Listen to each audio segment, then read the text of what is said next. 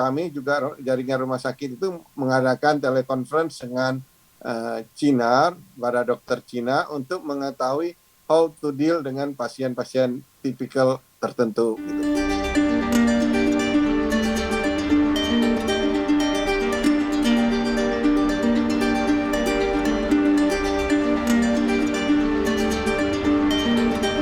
Assalamualaikum, selamat siang Sobat PKMK, pemirsa dimanapun Anda berada. Selamat jumpa pada Bincang Sistem Kesehatan yang ke-10 ini dengan topik strategi koordinasi sumber daya BUMN pada saat bencana untuk mendukung ketahanan kesehatan. Bersama saya, Apoteker Gede Yulian sebagai host Anda pada hari ini. Ini kita ambil take-nya siang hari. Semoga Anda selalu dalam keadaan sehat dan berbahagia. Ini merupakan bagian dari kanal pengetahuan sistem kesehatan yang dikembangkan oleh Pusat Kebijakan dan Manajemen Kesehatan atau PKMK FKKMK UGM, didukung dengan Knowledge Sector Initiative atau KSI. Anda juga dapat mengikuti perkembangan terbaru mengenai berbagai informasi lainnya terkait dengan reformasi sistem kesehatan dalam website kami, yaitu sistemkesehatan.net dan bencana-kesehatan.net. Nah, pertama-tama kita akan sapa dulu narasumber kita pada siang hari ini, yaitu Bapak Profesor Dr. Muhammad Iksan SEMA, yaitu staf khusus 2 Chief Economist dari Kementerian BUMN. Selamat siang Profesor Dr. Muhammad Iksan SEMA. Silakan. Jadi dari tahun kemarin, tepatnya dari Maret 2020 kan ini sudah ditetapkan sebagai bencana nasional ya Prof, tentang pandemi COVID ini. Kemudian BUMN kita lihat nih banyak sekali yang sudah membantu penanganan pandemi. Nah, yang ingin kami tanyakan, BUMN itu secara terkoordinasi, baik itu individu maupun secara kelompok. Nah, ini apakah terjadi kegamangan pada saat berkoordinasi dengan Satgas, BNPB maupun Kementerian Kesehatan pada penanganan pandemi, Prof? Kalau gamang sih enggak. Kita ya kalau waktu awal-awal tentu everybody enggak mempredik bahwa pandemi ini bukan hanya di Indonesia tapi juga hampir di seluruh dunia malah ya, nggak memperkirakan intensif dan separah ini selama ini gitu loh. Ini yang jadi isu jadi sehingga pada awalnya memang kelihatan tidak terkoordinasi, tapi kalau kita urutkan setelah belajar berapa lama tentu banyak sekali perbaikan yang terjadi. Buktinya kita bisa lumayan baik dalam menghandle gelombang kedua atau ketiga dari pandemi ini. Iya, baik Prof. Terima kasih Prof. Tadi memang ini adalah sesuatu yang baru begitu ya. Memang di dunia pun bukan hanya Kementerian BUMN, hampir semua ya. Iya, bukan betul. hanya Indonesia. Hampir semua negara di dunia juga mengalami yang sama. US saja ya sampai hari ini masih kesulitan dalam mengkoordinasi soal vaksin. Kemudian misalnya kalau kita lihat di school of thought-nya untuk menghadapi, ada yang mau herd immunity, ada yang mau zero incident, jadi dia tutup semua negaranya, ada juga enggak ya. Dan eksperimen ini kan menunjukkan bahwa pengetahuan orang terhadap pandemi COVID ini masih di dunia ya, masih minim sekali. Jadi kalau saya baca di New York Times, dengar di CNN, ahli-ahli pandemi dunia itu acknowledge they know very little about up to now ya, sampai sekarang sangat sedikit tentang pandemi ini, sehingga penanganannya juga masih dynamic sifatnya. Nah, kalau kita lihat juga somehow ada yang beruntung juga karena biasanya vaksin itu butuh 7 sampai 10 tahun untuk menghasilkan, ternyata kita bisa langsung dalam kurang setahun kemudian bisa menghasilkan vaksin yang dari waktu ke waktu ininya makin improve ya. Ya, betul sekali, Prof. Dan we consider ourselves very lucky because di negara kita itu sering terjadi bencana dan kita juga sering berkoordinasi, terutama dengan BUMN yang sering datang ke bencana begitu ya, Prof ya. Tapi Ya, memang di awal-awal pandemi kita lihat banyak kebijakan yang tumpang tindih antara PT KAI, kemudian ya BUMN dengan lintas kementerian. Nah ini bagaimana Kementerian BUMN menyikapi tumpang tindihnya kebijakan ini, Prof?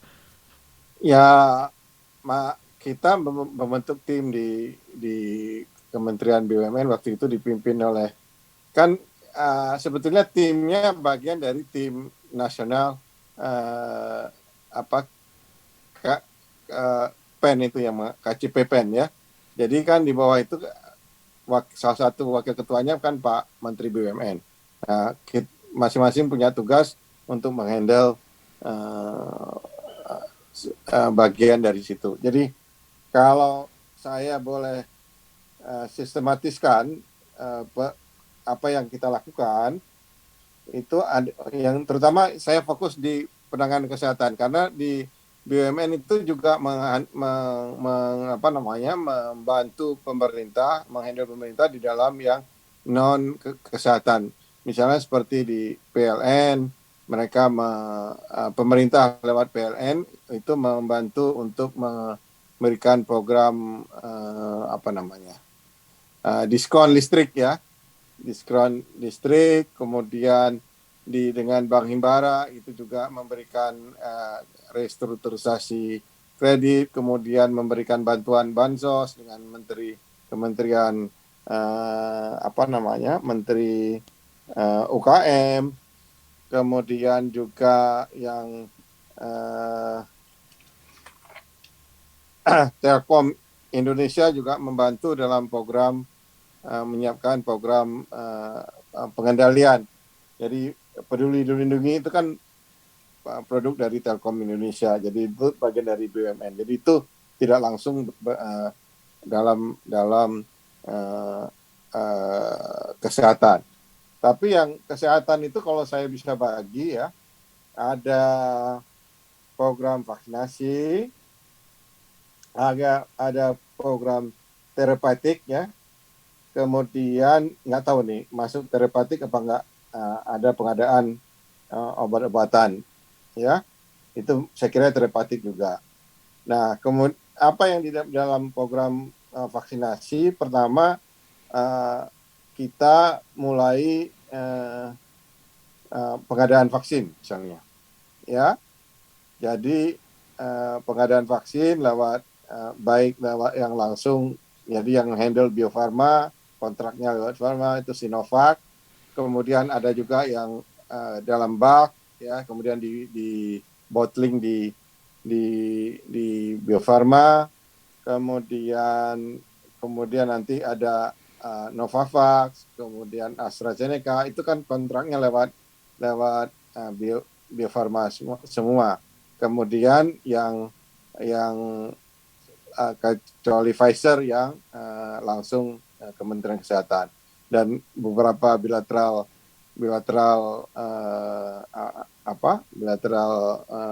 grant untuk vaksin itu juga Kementerian Kesehatan, tapi dalam distribusinya dibantu oleh Bio Farma. Kemudian BUMN itu juga mengadakan sentra vaksinasi beberapa kota di Indonesia. Jadi di Jakarta, di Bali, di Medan, di Lampung, kalau nggak salah saya ada di Jogja, ada di Semarang, segala macam. Utamanya sebetulnya untuk pegawai dan keluarga BUMN, tapi at the end itu jadi umum. Kemudian ada vaksin gotong royong juga untuk ada bersama Kadin. Itu vaksin yang bayar perusahaan, kemudian yang melaksanakan adalah Bio Farma Group ya, untuk melaksanakan itu dengan menggunakan Sinopharm ya. Lalu vaksinasi itu bukan hanya itu, karena kita tahu bahwa ini akan berlanjut, kemudian kita juga menyiapkan vaksin produksi dalam negeri. Ya, Bio Farma bekerja sama dengan lembaga Eijkman itu untuk membuat vaksinnya. Ini dalam proses, nggak tahu kapan selesainya, masih struggle kayaknya. Kemudian ada juga dengan Bio Farma dengan Baylor University dari Texas. Itu untuk ngembangin di kita. Ini yang relatif maju. Mereka akan melakukan uji klinis di Indonesia. Kemudian kalau mungkin mid atau third quarter dari tahun 2022 bisa kita produksi di sini dan dipakai di sini. Dan sebetulnya aims-nya itu bukan hanya untuk kita sendiri, tapi juga kalau kita berlebih nanti kita akan ekspor ke luar negeri. Kemudian dari terapeutiknya sendiri, wah ini sejak awal nih sudah kita lakukan. Jadi sebelum terkoordinasikan Kementerian Kesehatan lebih baik koordinasinya, kita sudah melakukan koordinasi di rumah sakit BUMN. Jadi sebagian dari bed di rumah sakit BUMN itu di convert ke untuk penanganan COVID, termasuk untuk ICU. Lalu secara khusus BUMN lewat Pertamina, injeksi duitnya dari Pertamina, ya, itu membuat rumah sakit khusus COVID. Di Jakarta itu ada rumah sakit khusus Simpruk itu dengan kapasitas kamarnya total untuk ICU dan biasa itu 283 kamar. Nah, ini merupakan extension dari rumah sakit pusat Pertamina. Kemudian yang kedua ada namanya rumah sakit dibuat lagi nggak cukup karena waktu peak-peaknya itu penuh sekali, lalu dibantu asrama haji. Jadi kita menangani asrama haji 50 kamar ICU. Lalu membantu TNI dalam menyiapkan rumah sakit Wisma Atlet. Jadi itu kita banyak bantu di sana, nyiapin alat dan segala macam, ya. Kemudian ada lagi belakangan kita bikin kerjasama dengan rumah sakit Ukrida. Ada rumah sakit baru yang masih belum digunakan. Kita convert menjadi rumah sakit COVID itu sebanyak 120 kamar. Lalu ada lagi yang terakhir nih, pas peak itu adalah rumah sakit khusus Tanjung Duren di Pelni. Dia merupakan extension dari rumah sakit Pelni. Itu ada 302 kamar. Itu umumnya di Jakarta. Kemudian ada lagi di rumah sakit Apung dengan menggunakan kapal Pelni dan Wisma Haji di Medan dan di Palembang. Itu terapeutik bagian pertama. Terapeutik kedua adalah pengadaan obat-obatan. Jadi jaringan Kima Pharma dan segala Indofarma itu menyiapkan obat-obatan, dan kita sekarang aktif sekali untuk mencoba ini untuk melink dengan coba saya lihat dulu. Ini ada mana dia? Itu dengan obat-obat jenis baru yang sedang berkembang sekarang. Banyak sekali ya Prof ya ininya ya. Tadi yang dilakukan ada berapa rumah sakit BUMN ya Prof? Oh, rumah sakit BUMN itu kan ada sekarang kalau nggak salah saya 70 ya rumah sakit 70 BUMN. Ya Prof? Di mana-mana ya. Jadi itu dipakai untuk saya kebetulan waktu awal-awalnya yang ikut mengkoordinasikan tiap sore kita monitor bagaimana keadaannya, obatnya cukup, kemudian penyakit malah kalau malam-malam itu Pak Wamenkes itu sebelum jadi Wamenkes itu salah satu anggota tim yang melihat kira-kira penanganannya apa sih harus dilakukan untuk pasien-pasien yang cukup parah. Dan kemudian kami juga jaringan rumah sakit itu mengadakan telekonferensi dengan Cina, para dokter Cina untuk mengetahui how to deal dengan pasien-pasien tipikal tertentu gitu. Itu sudah selama 1,5 tahun ini, hampir 2 tahun ya, kita melakukan itu. Iya, luar biasa sekali, Prof. Jadi tadi itu solusinya ya, salah satunya dengan pertama jelas ikut dalam Satgas COVID-19, yang kedua ada inovasi-inovasi bahkan dari BUMN dan non kesehatan. Kalau di kesehatan kan jelas ya, Bio Farma dengan vaksinasi dan rumah sakit BUMN tadi. Ada tantangan tersendiri nggak, Prof, dalam mengkoordinasikan potensi sumber daya yang terdapat di BUMN kita ini? Ya, tentu banyak tantangannya ya.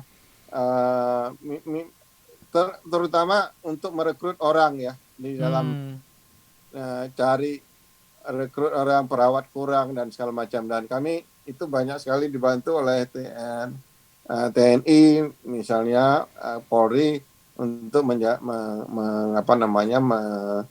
merekrut tenaga-tenaga orang, dan kemudian Kementerian Kesehatan tentunya dengan melakukan kemudahan dalam perizinan. Sebagian misalnya persyaratannya diperlonggar karena kita butuh banyak tenaga. Yang paling banyak kan yang kita butuhkan tenaga pada saat, terutama waktu peak kemarin, yang waktu hariannya bisa mencapai 50.000.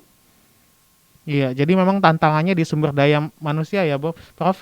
Jadi bahkan wakil menteri dan menteri kesehatan juga dari orang BUMN ditarik juga untuk mengendalikan pandemi ini. Ini bagaimana signifikan pengaruhnya terhadap penanganan pandemi, Prof? Ya, secara kan kita belajar pelan-pelan, akhirnya prosesnya bisa lebih cepat. Nah, tantangan sekarang kan di vaksinasi, bagaimana mengkoordinasikan program vaksinasi, jangan sampai tumpang tindih antara vaksinasi program dengan vaksinasi gotong royong. Ya, karena kalau lihat dari jumlah vaksinnya itu kan terbatas, jadi kita harus membuat supaya vaksin itu bisa jalan. Iya.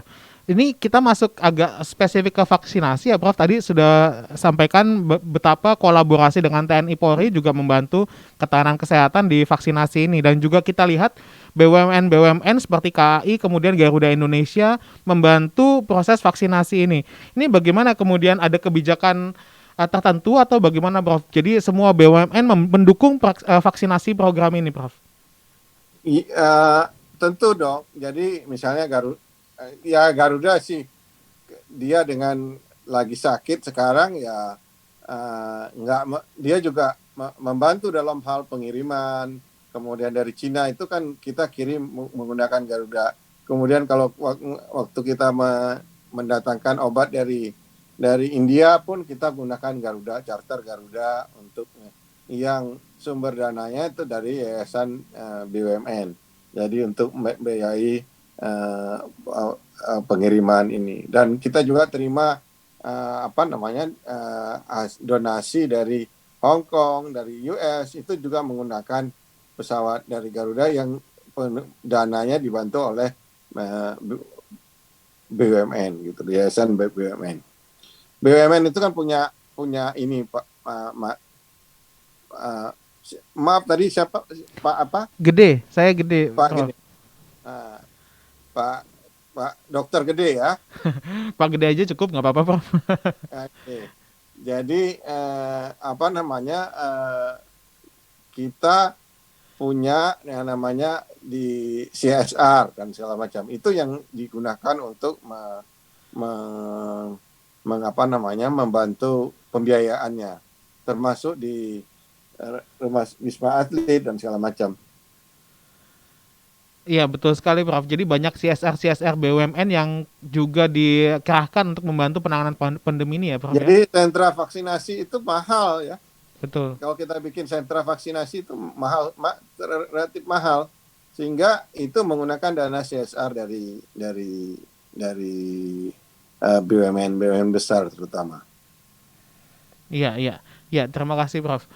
Kemudian tadi sudah dijelaskan ya bagaimana BUMN yang bergerak di bidang kesehatan untuk membantu vaksinasi, baik itu penyediaan vaksinasi maupun penyelenggaraan vaksinasinya, penyediaan vaksin dan obat-obatan lain juga.